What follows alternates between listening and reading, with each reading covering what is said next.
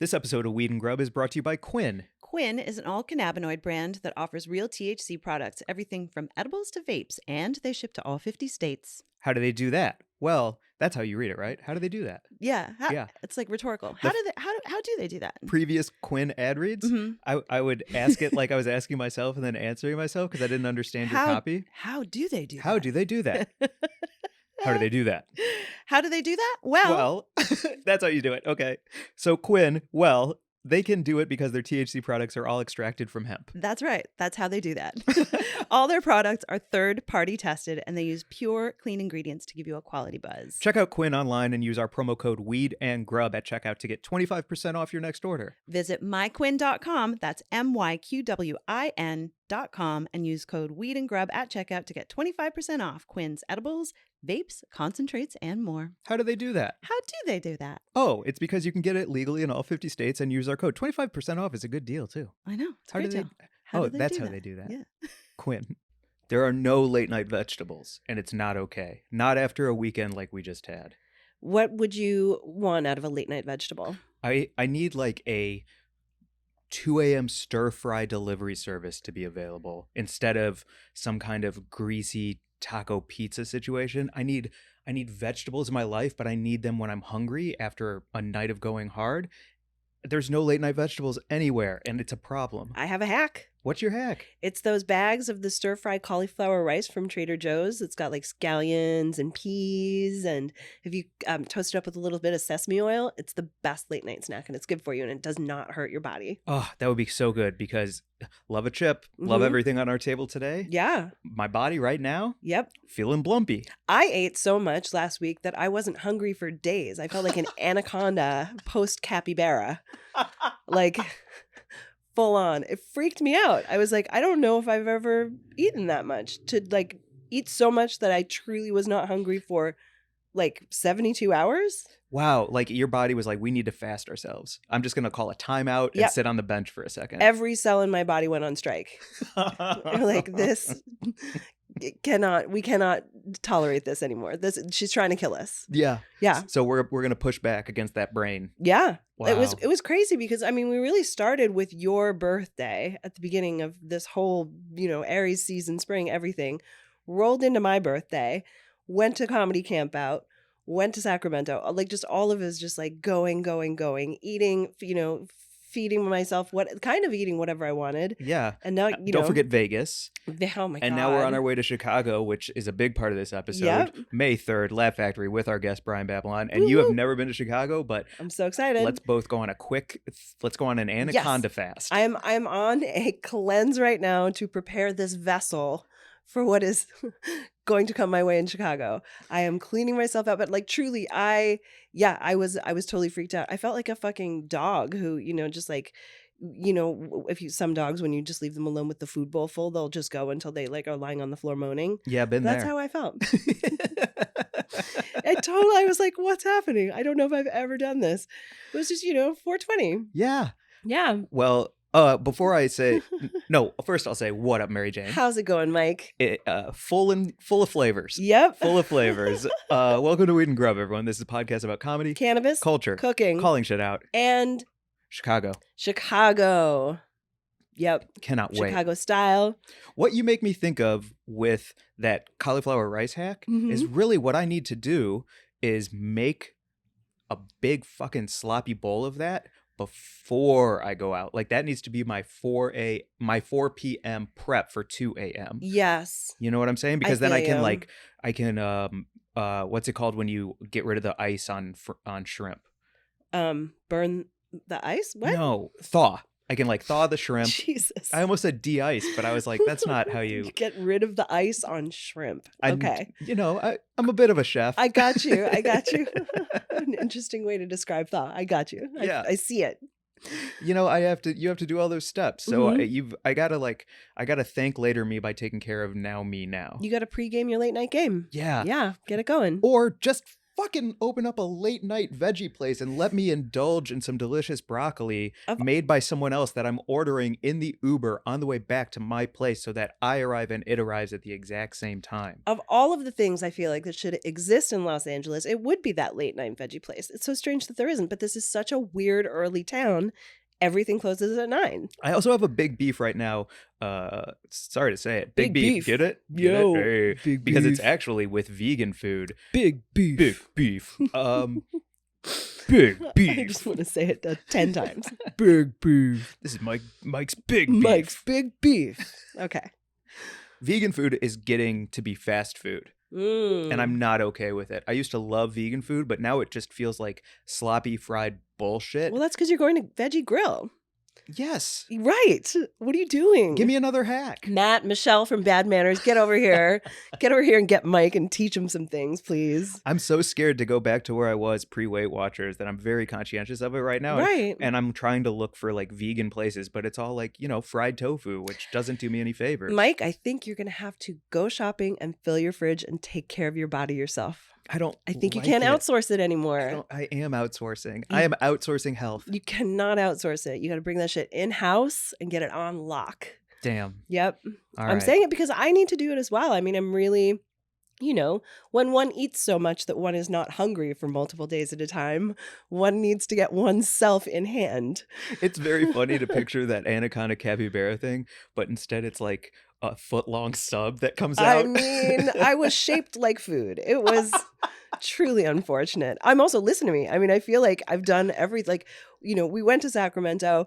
I did your show, the 420 show. You fucking crushed. Thank you. You crushed. Thank you. 10 minutes. Thank you so much for that too. Like, I know the set list said 7 and I got up and thinking I'd done 7. And then when I came off, you told me that I'd done 10 and I felt really fucking grateful for it. And I had a great time. And I actually, it was hard because, when you're a theater actor, you don't like watch the game tape, but I see you watching yourself back and Allie and, just Baldev, like taping yourselves and getting this stuff, like watching your game. And so I had to watch it and I watched it and I was like, hey, I kind of liked that. Like I liked it. I had a great fucking time. So, but yeah, listen to me. Like I blew all the pipes out. I turned my body into the shape of a chicken wing. I need to take a break. I get it. Also, that's a really nice point. I want to say thank you to everyone for coming out to that 420 show in Sacramento. The crowd was amazing. Shout out Cola. Shout out Lake Grade for supporting it, hooking up some people in the audience with a free half ounce. Thank you to Matt. Thank you to Allie and Baldev, who we'll talk about more in a bit. Thank you to Michael Katz and Mendocino Cannabis Shop for supporting and sending some awesome folks our way. I chatted with one of them after the show. There were just so many good people in the audience. It was like a packed house. Yeah, and thank you to the Punchline for making us feel so at home. The staff were so kind, and the digs were palatial, and the weed was fire. The weed was fire. And also, can I shout out the Punchline's long fries? Oh. I don't know if you saw when I got the chicken fingers and fries, but every single fry was potato length. Okay. And I love a long fry because you can get a double dip. You can dip one end in, bite it through the ketchup or the ranch, flip that bitch over, do a double dip, and it's almost like each fry is 2 fries in one. I also feel like that means that they're made fresh from whole potatoes and they're not coming out of a frozen bag situation. That's the Punchline. You're also making me think of this little kid that I saw last night when I finally was hungry for the first time in 4 days. And so I went out and got a salad. And there was a little baby at the table next to me. And I was just watching the baby learn how to dip fries in dip, and her parents were really funny and they were just kind of letting her experiment, but she was like, she had like an assortment of dips and she was tasting them, and it was just like, it was a pleasure watching a newly formed human experience the joy of a fry. Yeah, it was really sweet. Ooh, the joy of a fry. That sounds like, how the joy of sex has all of the different positions. I'm talking about children, Mike. I am too. Oh my god. I am too. I'm still talking about kids. Okay. The joy of sex is all the different sex positions. So uncomfortable. And when we're talking about children, the joy of fries, and then I can see all these different dips and all these different fries and all of the different like combos, an aioli with a nacho, with a waffle, with a yam. Like I can see a joy of fry with a baby on the cover. Great. I'm sweating. Is that the food or because of my comments? Because you said joy. I'm all like stressed out now. Well, then let's get to the goddamn news. Let's get to the Grub like Gazette. Change this topic. Come on, what are we talking about here? So let me know if you're a baby and you're looking to do a little bit of joy of fry.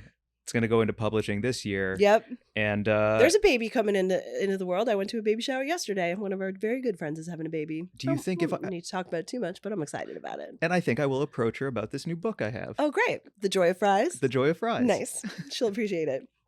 Grub Gazette, our news story this week is coming to us from marijuanamoment.net. The headline is 7 in 10 Americans back marijuana legalization with majorities embracing pro-reform politicians. 2 new polls find. It's just more good news about people supporting legalizing cannabis. So it's 2 recent polls say that most Americans would be more likely to support politicians that back reform. Are you listening, Biden? There was a market research firm that found 69% of Americans back adult use legalization and a whopping 92% back legalizing cannabis for medical use. 92%. I mean, it wasn't that long ago. I think it was 2010 when it finally tipped over into a majority supporting medical use. And now it's almost, total support, which is amazing because people are really seeing the benefits, Absolutely. Colorado and Washington have had legal cannabis for a decade now. So the results are really coming in. The data's coming in. And that's, what's so important for this. The survey also found that 65% of Americans said that they've personally tried cannabis.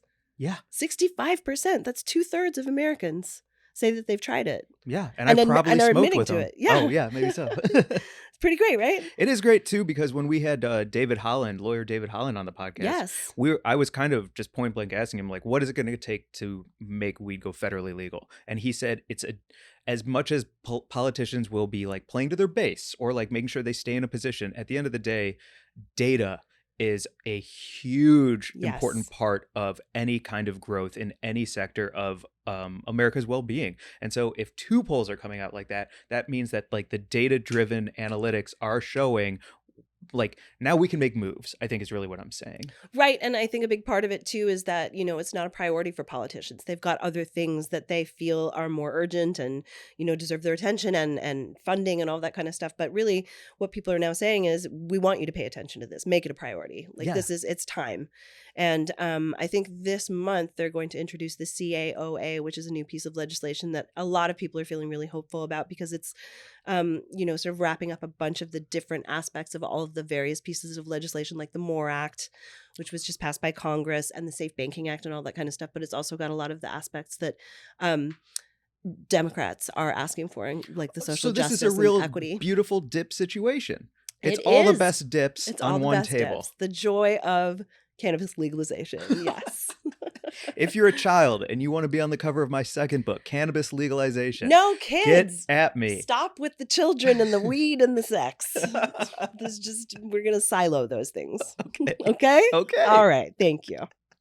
Anyway, that's the news. That's just people. So people want to legalize cannabis, and they're saying it loudly, and they want the politicians to listen. And this is also a really good time to say, like, keep DMing us if we can connect good people who want to become bud tenders, or you want to learn more, or you want to like get involved with something like normal. If everybody can come together in the community as it becomes an industry, the community part will stay in the core. So, hit us up for anything. That you saying that just makes me, I'm looking at the CUPC right now and just thinking about community and industry and the merging of those two things. And so this is a new product from Puffco that we're looking at. It's so neat.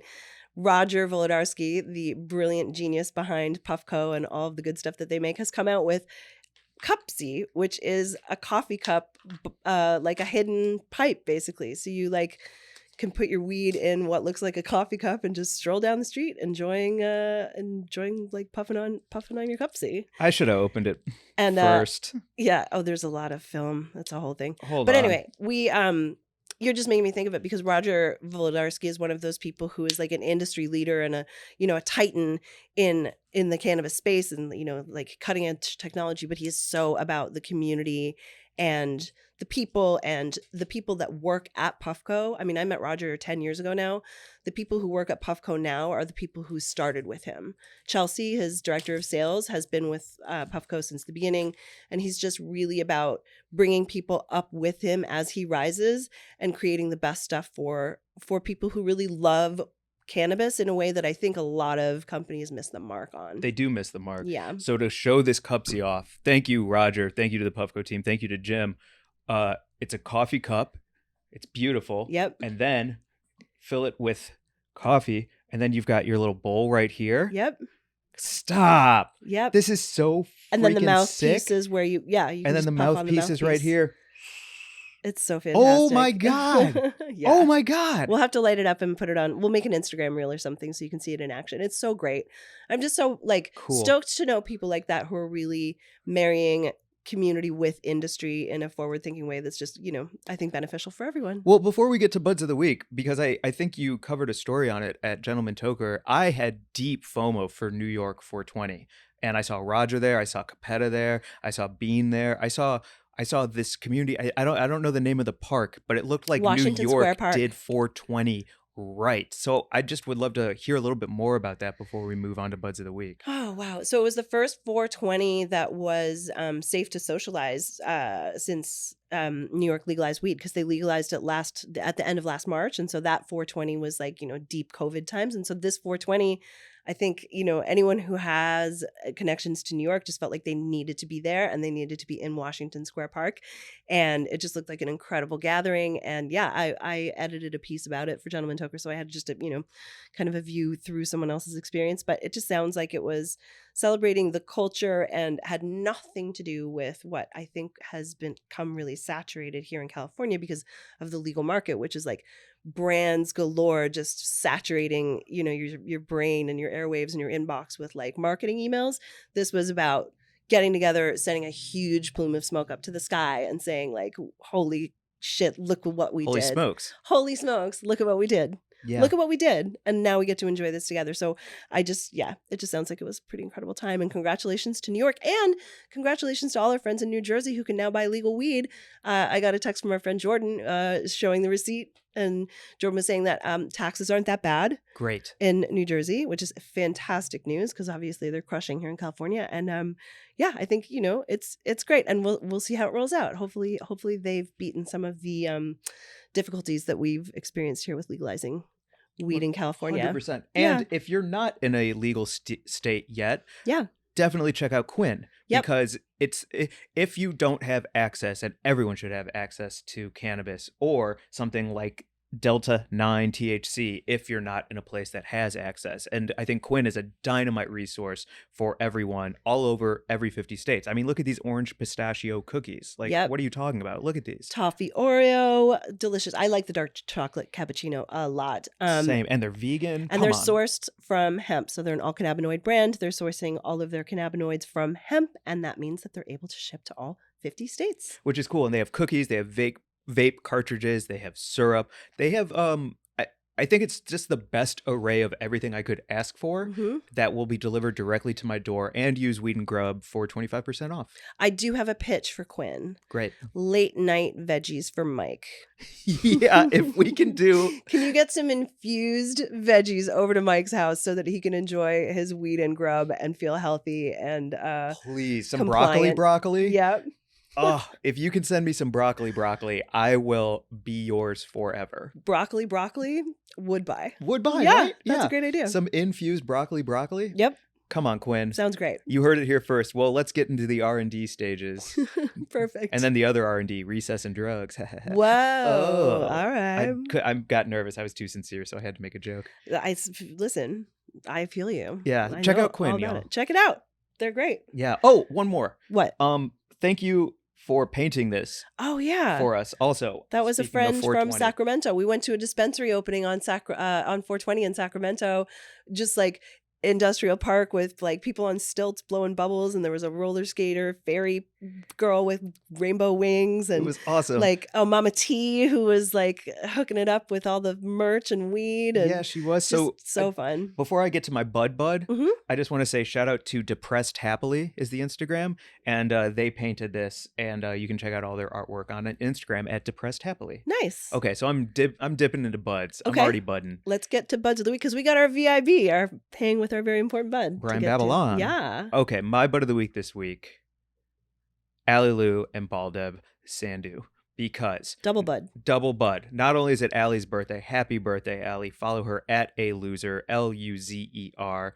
Happy birthday. You crushed it. It's always been a dream to not only headline across the country, but to bring a feature with me and get them paid and get them stage time. And then Baldev crushed on stage, and then you crushed on stage. And it was just my favorite people in the world all performing together out of town on 420. I can't ask for much more. And I just want to say to Allie and Baldev, thank you for being my true buds.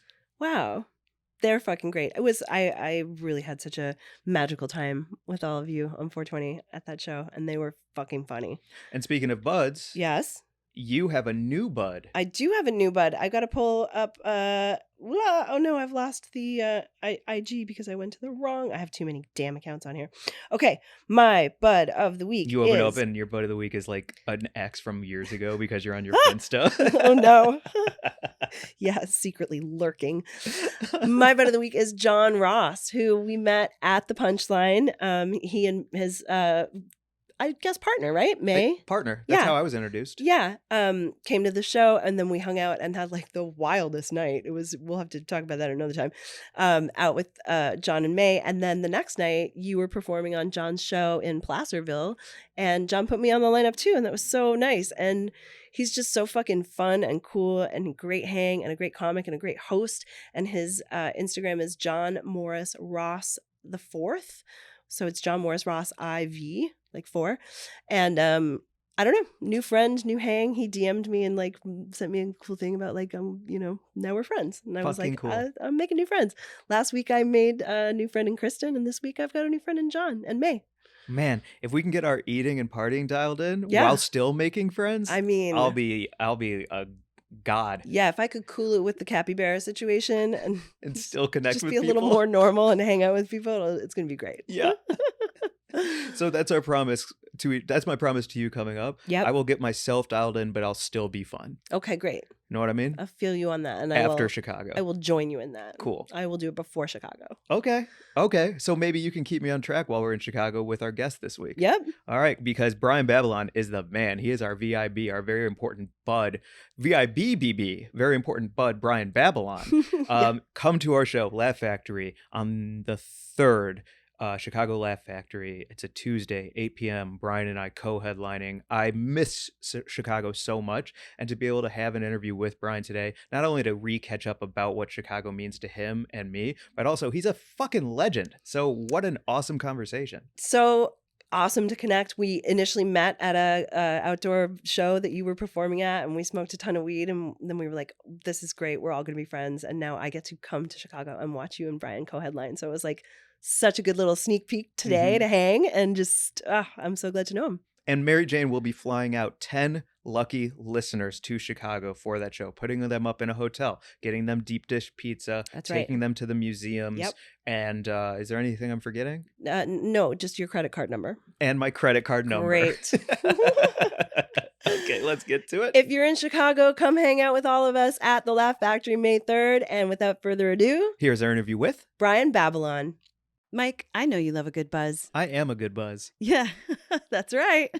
And if you're on the road doing comedy, maybe you're wondering what you can bring when you're traveling to a state where cannabis isn't legal anymore. You might think there aren't a lot of options. I didn't think there were a lot of options. And honestly, it is very frustrating to be on the road and go to a state that doesn't have legalization.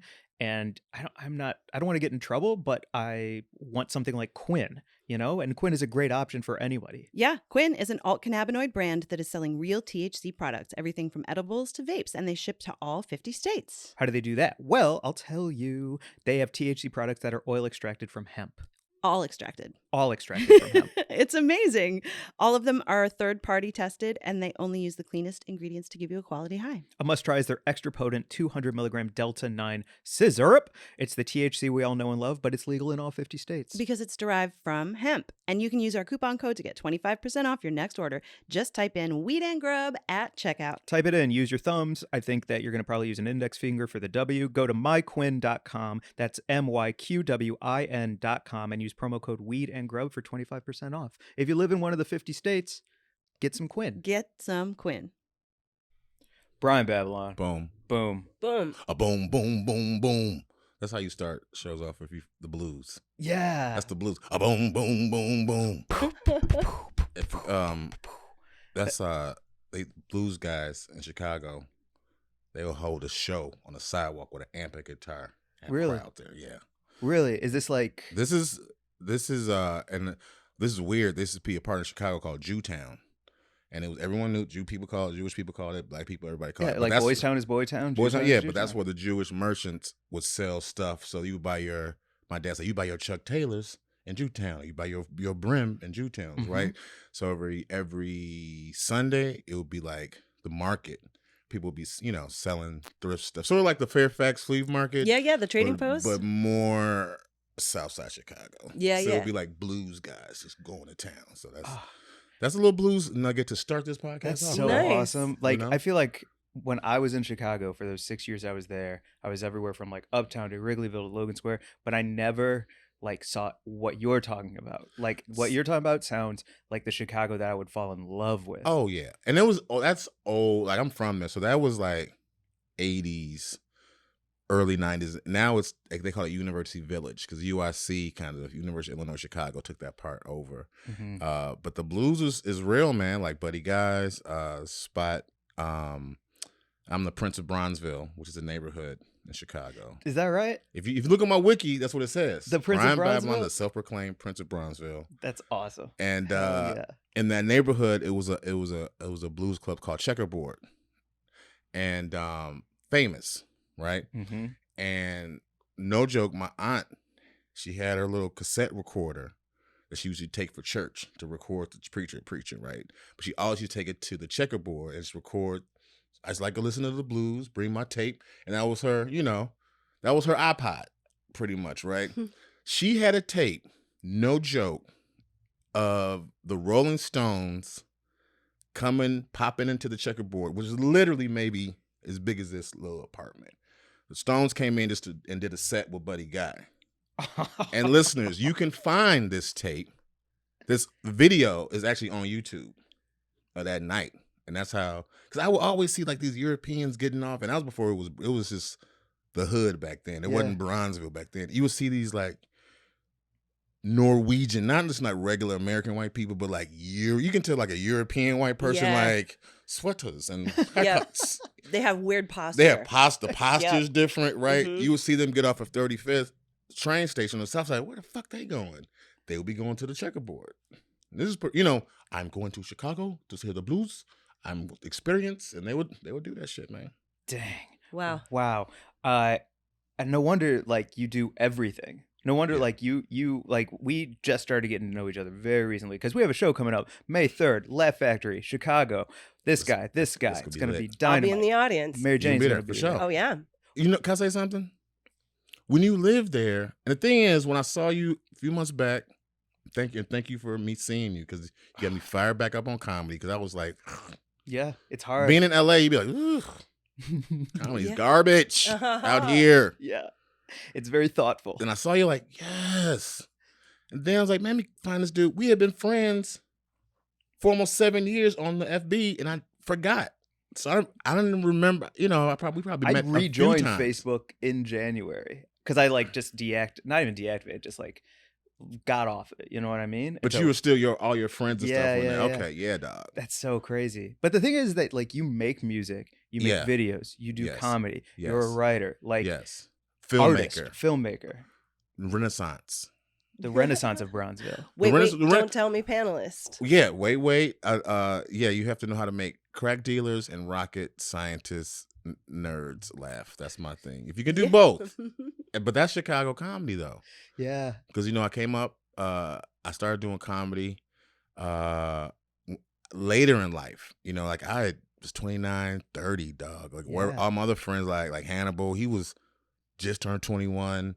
Like TJ Miller was maybe like 24. I'm telling other people that I came up with like were young, where I had like corporate jobs. Like I worked at United Airlines. I was working at United back then. And this was like pre 9/11 and around 9/11. So I was the senior media producer. So I was the dude who made like the buckle your seatbelt and blah blah blah blah blah. I made all those videos and like the videos for first class people. This is what you're gonna be eating from the celebrity chef. So I was like doing real adult jobs and doing open mics. Yep. And they built a comedy club across the street from my fucking house. No joke. No joke. Jokes and Notes Comedy Club. First place I ever did stand up. Mhm. in Chicago. I love Holy that. shit. That's why I fucks with you. No kidding. That's why I fucks with you. You Yeah. see what I'm saying? That place was across the street from my house. I live on 45, 45th. I gave you my address. 45th. Jokes and Notes is 40, almost 46. So it's like I can see it right out my sun porch. So when they built the club, I'm like, oh shit. I've been talking all this shit. I might as well try it. And I went to New York first. And for some reason, I was in New York a lot. And I started doing stand-up. You know Yamanika Saunders? Yes. So Yamanika is my homegirl. It's my sis. Even though we fight all the time, that's like my heart. Like, you know what I'm saying? Like people that I help hide a dead body. Like it was my girl. Right? That was the first person I ever said come on the stage with Brian Babylon. It was Yamanika in New York at this open mic with Gladys Simons. And I was like, all right, now I'm ready to go home and do it. And the open mic at Jokes and Notes is on this Wednesday night. Hands down, comedy people. The best open mic in America, in the world for comedy. Because it was a club filled with paying customers. Regular people that paid $5 and had to buy 2 drinks. You had to make them laugh, not a bunch of comics in a bar that you're trying to circle jerk to. You had to fucking work. And there's always a row of black ladies in the front like, I did my hair. You better be fucking funny. Fuck all this fuck shit. You know what I'm saying? So you knew it was serious because their head was always tilted. Yeah, and if like, things were going well, it would kind of straighten out. Okay. But that was just, Deion Cole was the host. Lil Rel was the host. Whoa. You know what I'm saying? Like, come on, man. So that's that. Then you go to the North Side, and that's back when Chicago was segregated comedy. Now it's different. Now everyone's doing everything. But it was like South Side comedy and North Side comedy. Mm-hmm. And I did both open mics for the longest and had corporate job. Like I would be taking conference calls with people in India, but like number 52 on the mic, on the list. Like, all right, guys, I gotta go. Get that project done, and then go up and do your little raggedy 5 minutes, mm-hmm. and then but yeah, it's a good town. I want to just share my Jokes and Notes story real quick. I want to hear that. So here's what happened. I tried one open mic in St. Louis, and it bombed so bad that I just was like, I need to leave my hometown to do this again. I don't feel free to like be who I want to be on stage. Somebody said you should go to Jokes and Notes. I walk in there, and like you're saying, I saw like Lil Rel's picture. I saw all of these comedians' pictures, and for me, Lil Rel's half-hour Comedy Central special is one of my favorite specials in the world. And I saw 3 people go on before me, confident, loud, and I was like, okay, I can do that. Like, and my material is hacked. I did a joke that night on stage, all bravado, no substance. It was about pretending to shitting my pants in McDonald's, so I faked a seizure. And I did the act out so hard that I'm like shaking on the ground, and the crowd goes crazy. And I'm like, I'm the greatest comedian of all time. I got this. The lady comes back and it's like, come back next week, whatever. I was like, Mary, fuck yeah. you gotta marry Lindsay Bless, because I'm like this. She's looking for you. If you white and can do it, come back. And then I come back and I'm like, same material, same set, let's go. I fell on the ground to silence. I shook my body to silence. The whole place was like, nah, it's one, we either saw you do this last week or you just had that fight or flight moment where you sold us on some bullshit bad comedy and we are not falling for it again. And I ate shit. You gotta eat shit there, dog. Yeah. You gotta eat shit at Jokes and Notes, or I don't. If you came through Chicago and you didn't do well or crush, or I don't respect you. Mm-hmm. And that honestly, that probably gave you the swag that you have today. I probably. It has to. I'm just picturing you like that woman who does the mermaid shaky tail thing when she's at like Victoria's Secret and she gets busted by like. Oh, the lady who faked the attack? Yeah, like That that was Karen hilarious, who was dog. like lying on the ground twitching. Yeah, And everyone's like, bitch, get up. Get up. yeah, I think I might have heard a bitch get up that night for sure. Like, boy, if you don't get up off here playing that old hack ass joke, get up. You do not shit yourself, boy. Nope. But hey, so you from St. Louis? Yeah, I grew up in St. Louis. I'm officiating a wedding in St. Louis. And you're a minister? Like, I'm sorry. Wait, you're okay. I told them I took the course, but I didn't take that course. They don't think they even care. It's like my boy AJ. He's getting married. I met him when he was 15, and he was in a bar, and I know he was 15. AJ Lubecker, and I mean, he's funny. You know AJ? Oh yeah, Yeah. I've seen AJ perform. He I told him I was doing it. Oh, I know Mike. I said, really? Yeah, I know Mike. You don't know? I said, yeah, I don't really remember. So AJ, I met him when he was 15. I met him at this bar. He did decent. I was like, you know what? Come do my show in Bronzeville Coffee House, this outdoor show. Come do that shit. I said, really? Yeah. You're my boy, man. He came 2 weeks later, got up, did cool. Then this like middle-aged white lady comes up to me. He's like, excuse me. I'm like, yeah? She's like, thank you so much for having AJ on. He respects you so much, blah, blah, blah, blah. I'm like, yeah, like, who are you? She's like, oh, I'm his mom. Oh I my brought God. him here. I'm like, what? She's like, AJ's only 15. He lives in like Algonquin. I'm like, bitch, what?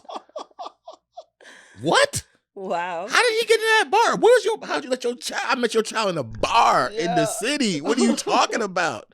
But I've known him, and he was my intern. Like, I started this radio station in Chicago called Vocalo. Back then, he was my intern That's for amazing. Vocalo. He's an adult now. He's getting married. So Damn, I'm gonna do a night in St. Louis after our show, May 3rd, Chicago Laugh Factory. Me and Mike Glazer gonna light that shit the fuck up. Yup. Man, I think what's crazy hearing all the same people that we are now learning that we knew through the Chicago scene. I feel like the cannabis scene is also like that. It's like small and hopefully loyal, or at least hopefully the people you surround yourself with are loyal. Like, did you start smoking pretty young in Chicago, or how did you come to I didn't- you roll know what? beautiful things like that? You know what? I'm gonna do what is a plug? Not a plug when you name drop. Name drop them. Amy Schumer said to me, we were in Miami. It was me, Amy, Dan Soder. We did that South Beach Comedy Festival. And we're in my hotel room, and I was just rolling blunts. And she's like, "Do you have a machine rolling these?" I'm like, "What is this?" I'm like, "Nah, I just did it." She's like, "How are they so fast and so perfect, right?" Yeah. So what I don't like is people who roll horrible blunts that look like ET fingers. Like, have you seen that Wu-Tang documentary that came out, Mice and Men? Wu-Tang members roll the worst blunts. Like, you the Wu. Biggie Smalls rolled horrible blunts. People in the Wu-Tang, they look like just infant dicks. They look just so misshapen.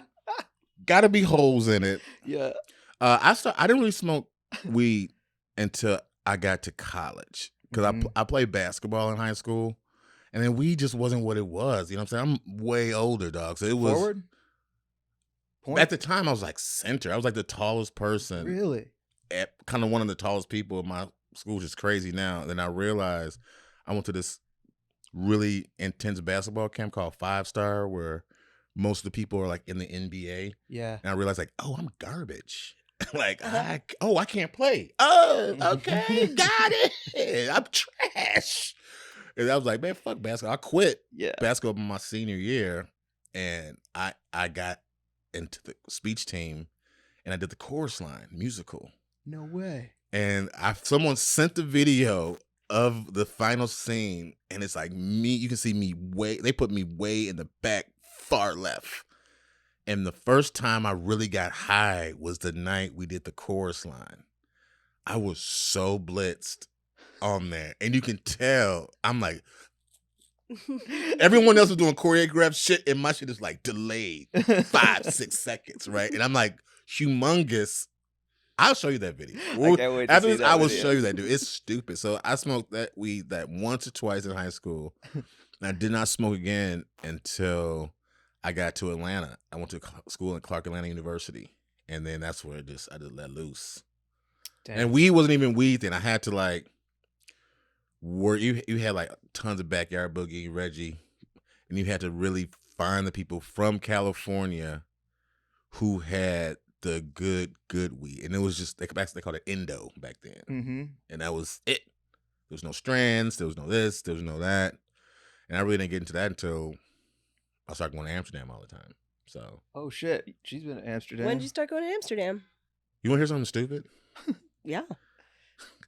I think I've been to Amsterdam 28 times. Whoa. no joke. That's Were amazing. you like doing comedy? Hell no. No. Hang out. This is pre-comedy. Yeah. This is regular Brian. This is back when I worked at United. You know, you have flying benefits, right? And I had been a few times before that. So when I worked at the airline, 9/11 happened, and they furloughed me. but they still were paying me. I think it was a fucking accounting mistake. So for like a year and like 2 or 3 months, I was getting paid every 2 weeks, and I could fly wherever the fuck I want. So I'll be waking up like, oh man, I'm about to go to Rome, or I'm gonna go get some weed. I'll go make weed runs to Amsterdam and just come back. That's back when the Gilder was still popping, you know what I'm saying? Money was right. And then my mother saw my passport. Let me see your passport, Mark. She's like, what's all this shipple? What is this? Why you keep going here? And then my sister, who's like 15 years younger, she narked me out. She's like, Mommy, he's going to Amsterdam where you can smoke weed legally there. She's like, what, Brian? I said, you a fucking narc, dog. You know, like, you a fucking narc.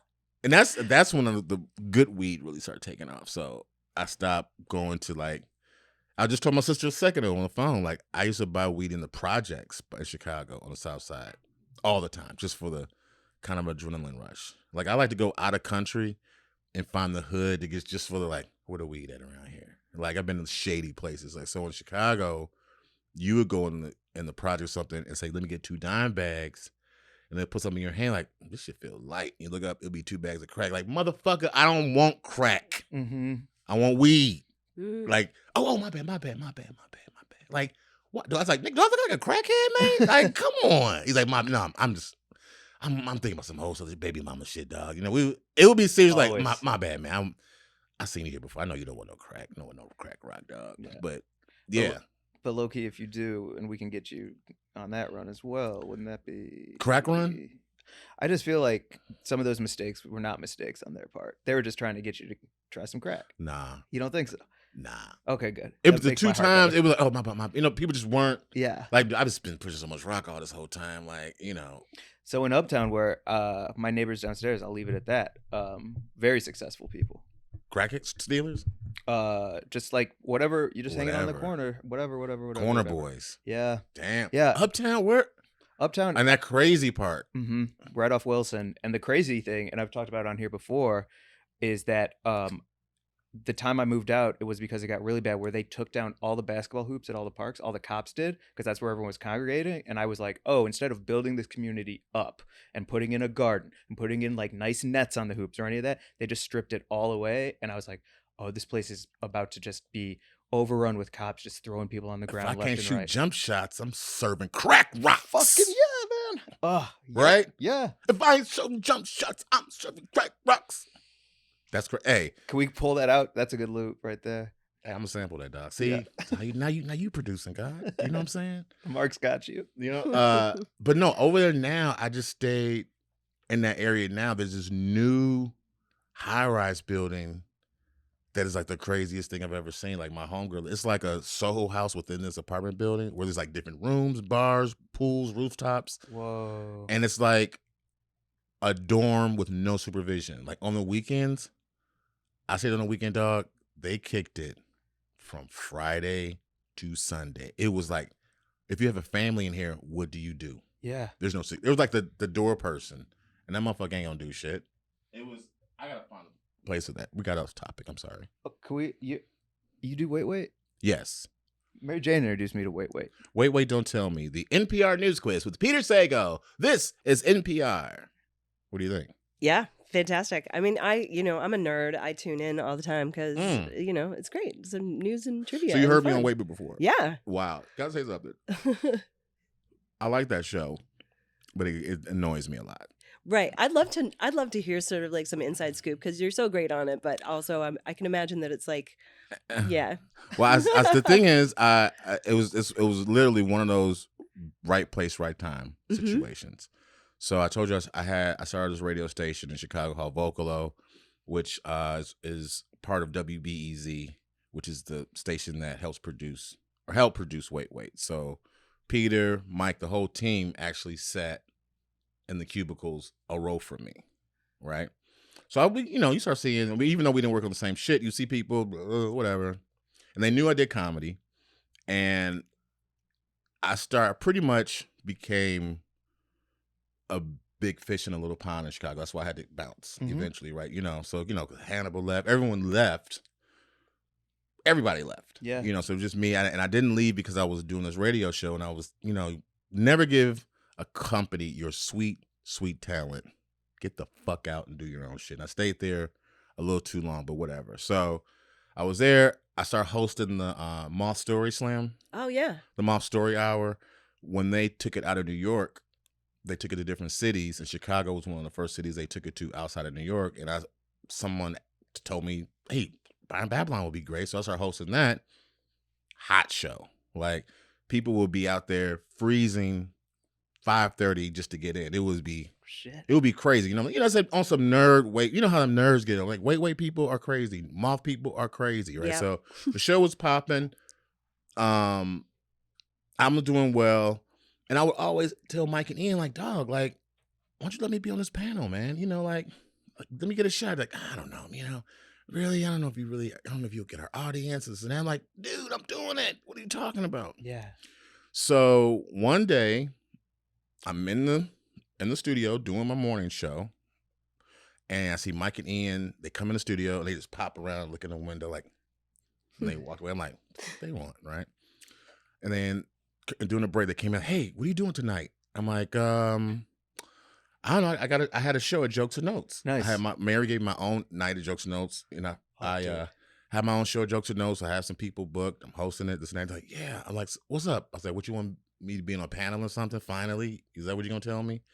They're like, yeah. Charlie Pierce got snowed in, and somebody else got snowed in, and no, somebody else got snowed in, and we kind of need somebody like tonight. And then I was like, all right, man. Let me, you know, come back. And then they told me how much money it was. Right? I'm like, I heard you right back. And I told my co-host, Molly, they want me to be on the panel. She's like, you fucking do it. Are you kidding me? That's fucking huge. I'm like, yeah, right? I should do it, right? So I called Clark Jones, which is a comic friend of mine. Great comic. Yeah. He just got a Comedy Central special that just Yeah, Clark Jones, my Yeah. little brother, who I play 2K with every night. I said, yo, I need you to host a show at Jokes and Notes, dog. Got something to do. So I did it, no prep, killed it. Yep. You know what I'm saying? Fucking kill it. I get what the fuck this is about, man. I listen to this dumbass show, riff with these motherfuckers, make it funny. What the fuck you talking about? It's not rocket science, dog. Right. Yeah. Right? And that was what? This is about 10 years, 11 years later. You know, so it is what it is. I think now they're trying to make it more young and hip, because I listened to it a few weeks ago. It was like, during the COVID, it was painful. It really, yeah. It was, Yeah. I felt sorry for, if you're a Wait fan. Is it laugh tracked? Yeah. No. Well, they tried a few laugh tracks during Zoom, but it was only on occasion. It was like the worst Zoom meeting of all time. Yeah. And but now in front of a lot, I did the first show back in front of a live audience in Chicago in November, which was fun. And it was good to see, you know, when you're out there and fun. Chance the Rapper was my little homie. He was the guest. It was fun to see That was him. great up. It was fun, right? Yeah, it was It great. was some good times. I have a outtake that they didn't put in, and they take a lot of my funny shit out too. I wonder how much editing goes a into lot. it. Do they 'Cause really? My shit be Yeah. hot. My Yep. shit be hilarious, y'all. And they cut that shit out and put some Helen Hong shit on top of it, which is crazy.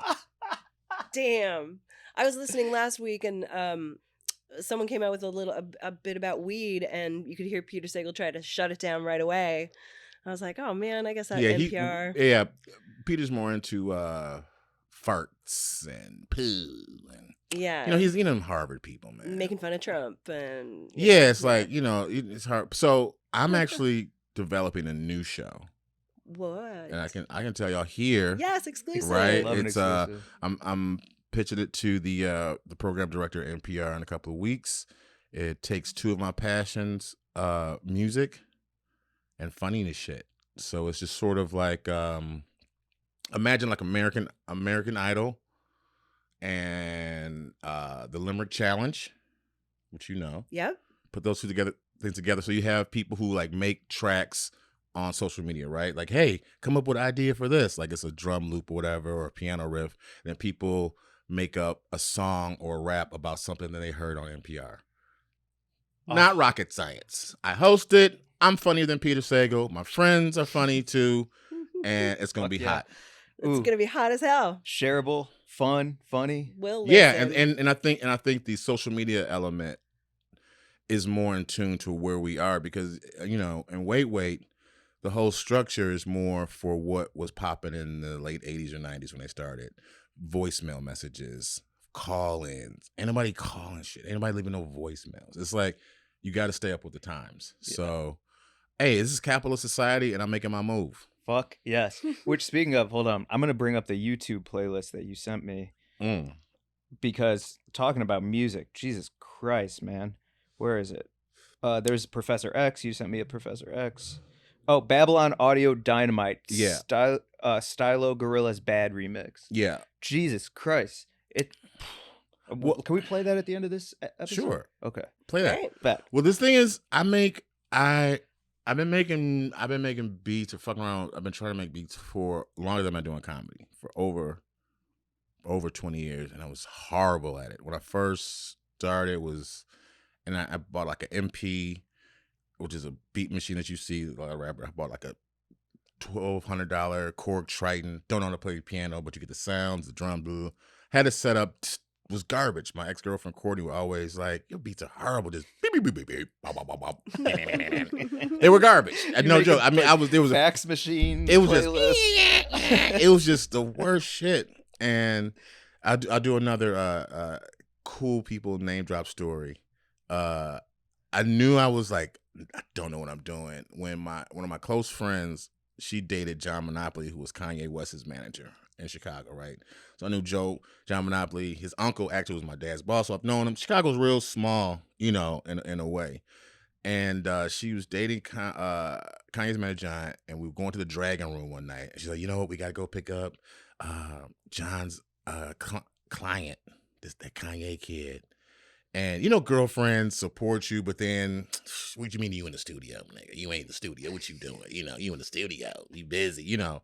So she always had this app where like, this fucking real, right? So Kanye gets in the truck, my cousin's car, and she's like, now, Brian, this kid talks a lot. I'm like, so don't, I know how you get. I'm like, all right, I don't say shit. So he gets in, hey, y'all, he's classic, hey, talking. I'm like, fashion, this is not. So Monica goes, hey, Kanye, do you have any of your beats that we could listen to? You know, my friend wants to hear some of your beats. Like, oh, yeah, I got a new tape I just finished, right? So he puts the tape in my cousin's car, and he plays it, right? And we on the way to the club, I'm listening like, what the fuck is this shit? Sounds nuts. Like, right? I'm like, fuck, I ain't never heard nobody do it. Like, all like the drum shit. So I'm like, I turn like, hey man, these are hot, dog. Like, what are you using to make these? You know, I've tried fucking around with beats. It's like, you got an MP or a keyboard? It's like, nah, man, nah. I made these all on Fruity Loops. I got a free version of Fruity Loops on LimeWire. I'm like, what? Yeah, the fucker said a free copy of Fruity Loops off LimeWire. Okay? So we got the car, and Monica's like, so what you think? Is that any good? She's like, I was like, yo, I ain't never heard nobody doing no shit like that on some fucking Fruity Loops, nigga. That nigga blew my mind. Yeah. What the fuck was that? She's like, okay. And then you have Kanye West today. So, a genius or whatever, he got it. Yeah. There is that wild time that I don't know if I understood it when I was in Chicago, but everything that I was listening to and enjoyed, from hip hop to just all music, all comedy, everything, like Chicago was the hub for like all art and entertainment in my world for like at least the 90s, if not the early 2000s. Like, it's pretty fucking wild. It's because I think it's in the middle. And the Bulls, sorry, but like between the Bulls, Wow. music and comedy, like And what? theater. And theater. Fucking the best theater in the country. Well, here's the thing with that. I say the whole thing about Chicago and why it's dope to start there or come through there to start your shit. New York is cute and it is what it is. You can't make it, you get it. But It's cute. and I get it. It's the big city, Yep. energy, the money, got it. LA, Hollywood, got it. But Chicago is where the heartbeat is of this country. It's not the South. It's not the North. It's not it's right in the middle, and you get everything, and you get the frequency of doing high caliber shit, even more so in New York. Like, you can be a comic and be in the game and look up, like, I know comics down in Chicago, right? Who, when I came up, you had to work so hard to get on a Laugh Factory stage. Now, you look at the Laugh Factory on Thursday, Friday, Saturday night. It destroys the one here. You got 300 people drinking, having a good time. Not that it's people have to be fucking funny. You're not going up there because, oh my God, I've seen you on TV. Or we're going to you see some Michael Rappaport or some shit like that. Like, fuck that. That shit ain't going to fly. I feel too like there's got to be some correlation between the like how close it is to Toronto and the lifeblood coming from like the great comedy and theater in Toronto as well. I mean, I'm Canadian, so I'm obviously biased, but like there are so many amazing Canadian comics who come down through Chicago. You got to come through Chicago, and that's the artery, right? And it's like the people, the Second City people who come from T-Dot, they are usually the quality actors because you get like the Goodman Theater, Steppenwolf, Looking Glass. All these theater companies do shit that is accessible for artists that you don't have to go through all these funky ass gatekeepers as you would in New York. You can be on a quality stage. If you're in the set design, you can work on some cool ass shit. If you do anything, you can get in there and really get your hands dirty fast versus going through all the bullshit like barking shows and all that fuck shit. It's cute, but I say go to Chicago first. My man Tim Smith, who's a Chicago he just left Chicago, moved to New York. He's gonna murder. Yeah, he's gonna murder, dog. He's so ready. He's so ready, man. I just feel like Tracy Letts is one of my favorite theater artists of all time, and Carrie Coons, and they both come from Chicago. Like there's a lack of pretension that happens when you're on a stage in Chicago because you can't be a jerk. Like you can't be an inauthentic. People in the Midwest see through phony. They see it fast as fuck. They don't like it. We don't want it. Be who you are. Yeah. Speaking of being who they are, we can get back to what we're talking about. What's up? Well, I have a question for you about Chicago, though. What? Do people tell you that they love you in Chicago? Yeah, I mean, the way they do here in LA. You know how people in LA are like, really free with their and it freaks me out because I'm from the East Coast, and when someone who I don't know is like overly emotional with me, it weirds me out. So I wonder what it's like in Chicago. It's well, the people, they never tell you they love you. You can tell they fuck with you. Like I do. Well, they only on Fridays now, but I did Windy City Live, which is sort of like the Good Morning America version TV show on ABC that took Oprah's time slot, right? So I was like one of the host chat people, so I would be on that a lot. And you realize the people who watch that show just regular people, like the people who work at the CTA. Like I did this whole thing where I did a man weave, right? I'm bald, right? But this whole thing where you grow hair on the sides, and then they glue like hair on top, and then they cut it into a haircut, right? It's fucking hot, dog. It was like fuck people up. You can Google it, Brian. You gotta get a picture. Brian Babylon man weave. Google that shit, right? So I was on Windy City Live. And you know that chick Carla? She's like a chef. She's like a tall black lady from Top Chef, right? Top Chef, yeah. So she was actually on there, and somehow we started talking about man weave, and she's like, "What's that?" So I told her what a man weave was. I said, "You know what? I'll get one." I said, "If Windy City Live paid for it, I'll get it." So they set it up. They paid for me to get a man weave. They did a whole segment, and I got that shit done. So it was great. It was like it was great. No joke. I got off the plane at O'Hare, and multiple people who work at O'Hare, like the people who push the wheelchair, like the people who work the food, like just like the working class people, like, ooh, Babylon. It do look real, Babylon. I love that hair, Babylon. Like, know my name, want to say something. That's amazing. They know me from that. Yep. They know me from it, and they won't tell you they love you, but you can tell you they fuck with you. Perfect. Off that man weave. Like, yeah. Got it. That's an amazing story. Yeah. It's real talk. Speaking of authenticity in Chicago. Yes, sir. And it's funny because across the street before we're recording this is a beautiful display for the show First Ladies. Right? Yes. The first wives of the presidents. Everyone now in the black community, I don't know what white people think, are very disappointed in Viola Davis for her portrayal of Michelle Obama because it's not authentic. Oh. It's insane.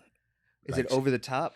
Big? Too big? She's doing something with her lip. She's doing like some stroke lip thing with her lip for no reason.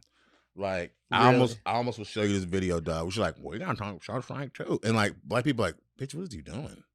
Really? Like, and it's not authentic. Mm. It's like it's sort of like Viola Davis looked at the book of Michelle Obama and one Polaroid, like, got it, let's shoot. Didn't do no research. Like, Damn. and people are so like, why are you talking like that? Like, just do you. We will believe you, Michelle Obama. Why are you doing this extra? And that's the real thing. Is like, you're doing too much. Mhm. Yeah. And if that's the one thing I'll say to keep people grounded is you're doing too much. And that's some Chicago black lady jokes and notes type of, why you on the floor, boy, shaking like that the second time? You're doing too much. You do too much. Mike Glazier, Yeah. okay? Give me some more material. You're doing too much. Yo, that You is know- so you know what I'm saying? fucking real. Yeah. Yeah. Hell yeah.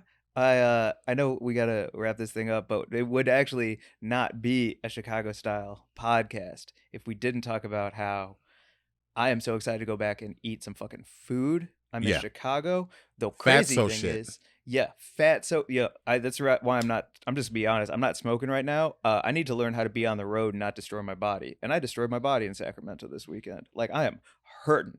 I need to drink water and eat some vegetables. So I need to like reset, but Yeah. I'm also preparing to go crazy in Chicago. I cannot wait. There's an open mic at Wiener Circle now, dude. You lying.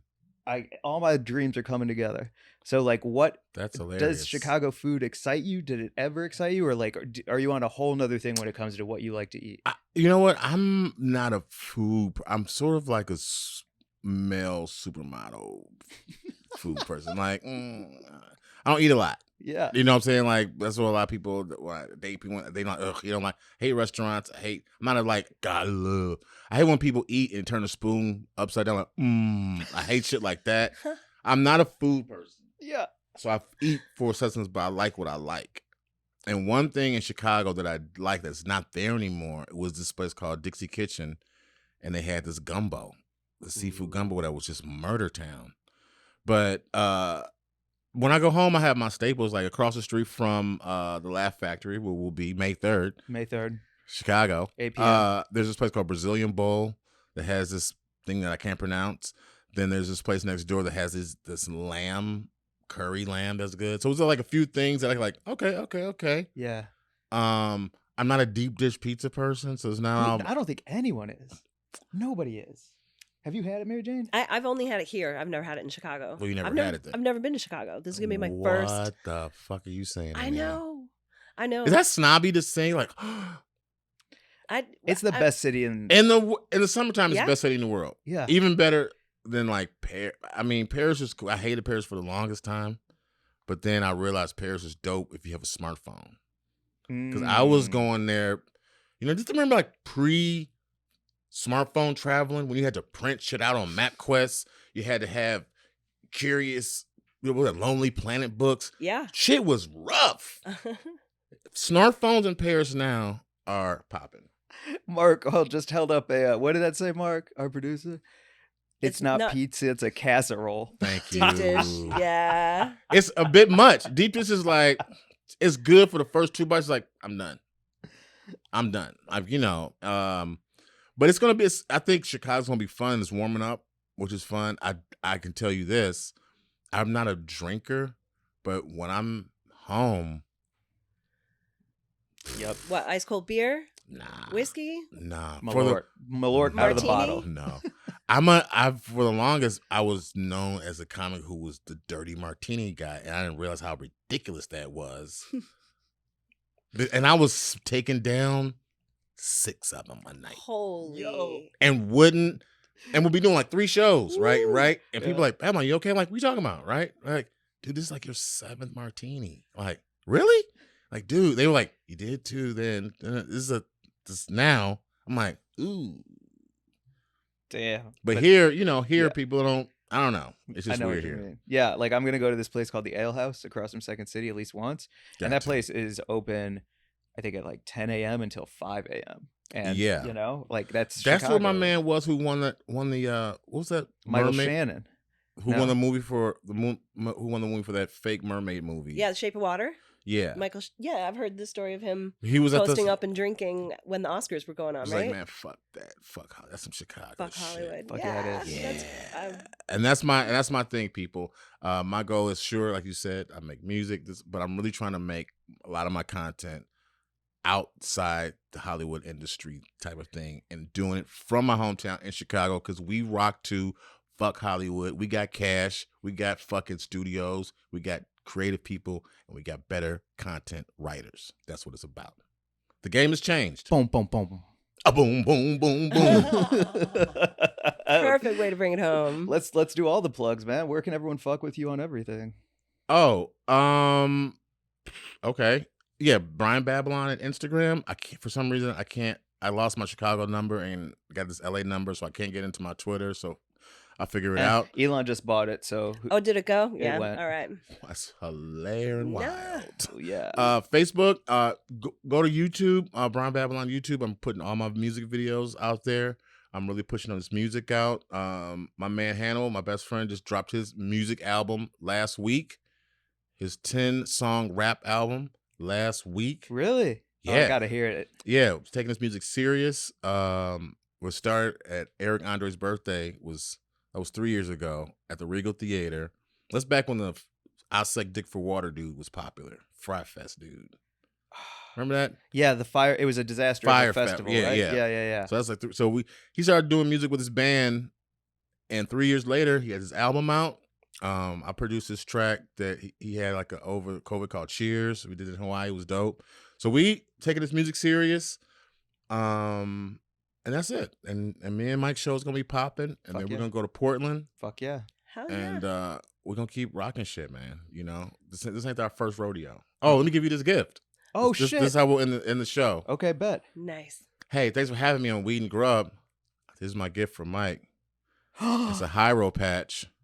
Yes. I know Mike has been noticing all my Hyro stuff I've been making. I'm a super hieroglyphics fan because they my crew. Here's a Hyro patch. You can put it on whatever you want. I will. Oh my god, this is going. Oh my gosh. You can Thank put, you. You can put on a hat, a jean jacket, whatever. Hey man, be creative. Do you? I will. This is huge. I am such a Hyro fan. Thank you, Brian. May 3rd, Yeah. Laugh Factory Chicago, and please, Mary Jane. Yes. I will be cultivating your gift. I don't know what I'm gonna do. I'm going to bring you a gift. I'm going to be in the audience for your show, and I'm going to bring you something. Okay, and in Chicago. Yeah. I will have your gift for you. Oh, all right. Thanks for having me. Weed and Grub, Yes. man. What's up? What's up? And please follow us at Weed and Grub. WG@weedandgrub.com is our email. Hit us in the DMs. Hit us with an email. Ticket show link also in the show description with all of Brian's links, with all of our links, so on and so forth. I can't believe this Hyro patch. Thank you so much, and thank you so much for coming in. Thank you. Bye, everyone. Bye, everyone.